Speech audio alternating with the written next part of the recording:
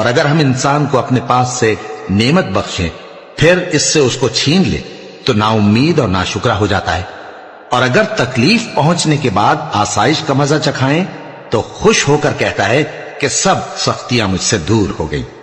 بے شک وہ ہے ہی خوشی میں مست ہو جانے والا، بڑا فخر جتانے والا۔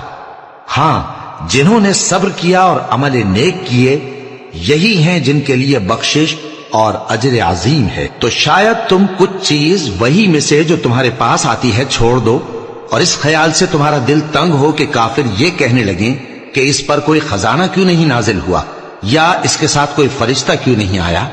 اے نبی، تم تو صرف نصیحت کرنے والے ہو، اور اللہ ہر چیز کا نگہبان ہے۔ کیا یہ لوگ کہتے ہیں کہ اس نے قرآن از خود بنا لیا ہے؟ کہہ دو کہ اگر سچے ہو تو تم بھی ایسی 10 صورتیں بنا لاؤ، اور اللہ کے سوا جس جس کو بلا سکتے ہو بلا بھی لو۔